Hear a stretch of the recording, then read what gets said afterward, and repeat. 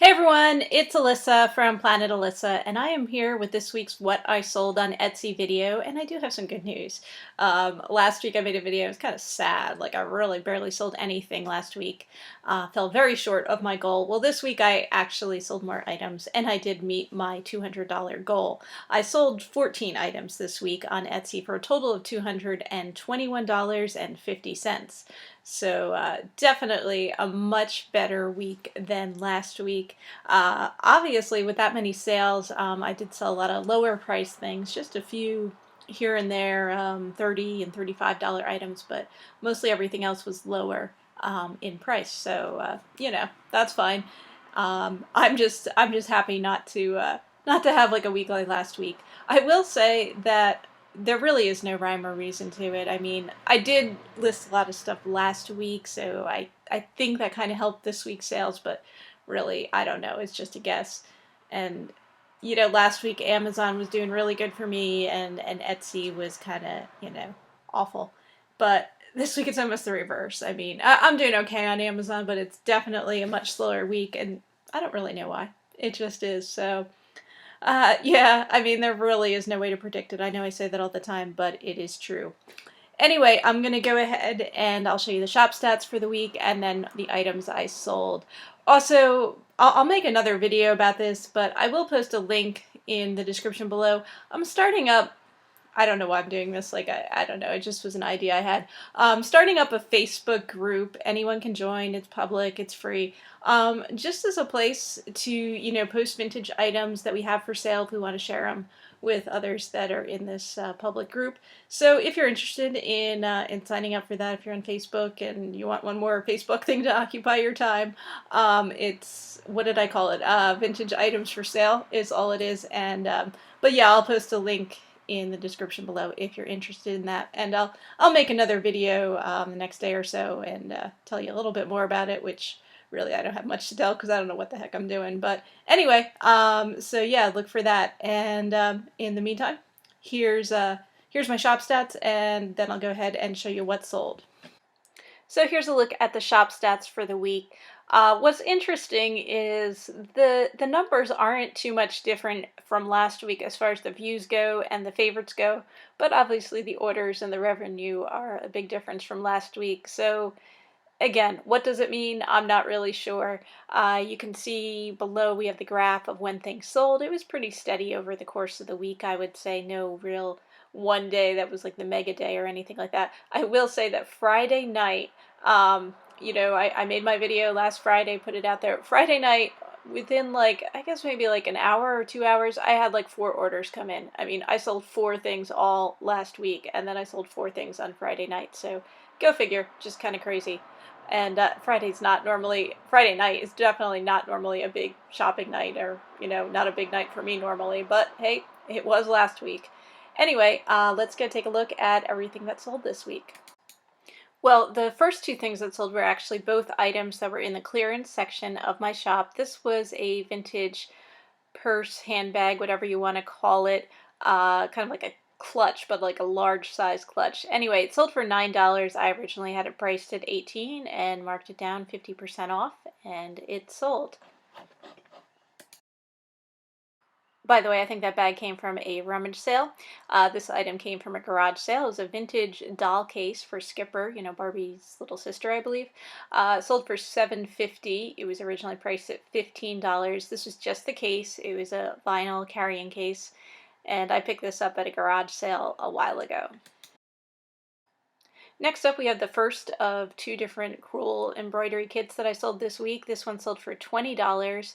It had a cool design with a mandolin on it. You don't see that every day. And this is something that I picked up at a thrift store.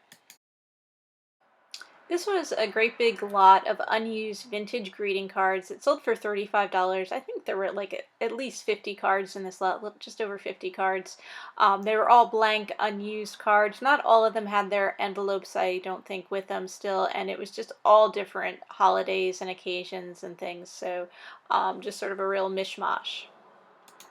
Sold a vintage souvenir pennant this week from Wyoming. It's probably like from the 1980s. This was a nice big sized one. So it sold for $15. This is something I picked up from an auction. And now the second Crewel kit that I sold this week, this one is of a like teapot and teacup with a vase of flowers there. It sold for $15, and I think this kit came from a thrift store too. I think the same place I got that mandolin one. And I sold Sleepy Sue here. This is that vintage Fisher Price turtle. She's wood and plastic. She sold for $30, and this is something I picked up not very long ago at a rummage sale. I actually sold two of these ashtrays. I had them listed as, separate listings. I sold each for $6. They both went to the same buyer. This is something I picked up at an auction not very long ago, a few weeks ago, a month ago, I guess. And they're just black, plastic ashtrays. They say the pub on them. And it didn't really indicate where the pub was located. I'm thinking it was somewhere in Vegas because a lot of the other stuff I got was from Vegas from that auction. But anyway, I listed those separate, figuring nobody would want to, and somebody did want to. So there you go. And I sold these two decks of playing cards as a set. They're both complete standard cards. Sold for $12. Had that kind of funky king and queen design on them. And these came from an auction. It was an auction where you bid online and then went and pick the stuff up in person. So honestly, I didn't even know these cards were in the lot. I think I saw like the Rack Rummy game that was in the lot, and that's what I was bidding on, and wound up getting these and a few other cool things with the lot too. And then the same person that bought those playing cards also bought this set, this lot of used vintage Christmas cards. They sold for $10. These were all postcards, Christmas postcards, I should say. Really cool, retro designs, vintage designs on there. And I sold these as to use for scrapbooking or other art or mixed media type projects. I think last week I sold a lot of birthday postcards. So, yeah. Obviously, there is a demand even for worn, vintage, used postcards. I sold these Phonics flashcards from Whitman for $14.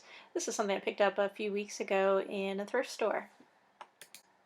And then I sold this paper doll set for $12. And this is something that I got at an auction. This was a while ago, over a year ago. And it was an auction I went to, and all I got was a lot of different paper doll sets. I was kind of disappointed in the auction. And I sold some of the sets already. This is one that I had kicking around still. And finally, this week I sold this baseball mitt, baseball glove for $30. It was a Enos Slaughter model. I don't know, I guess he was some famous player back in the day, but it's a pretty old, worn baseball glove. I got it at an auction. I showed you actually an auction haul, so that was that auction I went to like a month or so ago. And yeah, sold for $30. What's interesting about this is I have 900 items listed for sale in my Etsy shop, and somebody contacted me about this baseball glove this week. He was asking some questions about it, wanted to see if I could do a better price, that sort of thing. I'm not even sure if it was really what he was looking for, but we were going back and forth with conversations, and then the glove sold. And I'm pretty sure it wasn't to him because the person that bought it had a completely different name. So yeah, what are the chances? Go figure. But anyway, hopefully the person that did buy it enjoys it. And yeah, so that's what I sold this week, guys. As always, the prices there are the price that the item sold for. Does not include the shipping fees, which are paid by the buyer, and doesn't include any fees that I paid to Etsy or fees that I paid to purchase the item.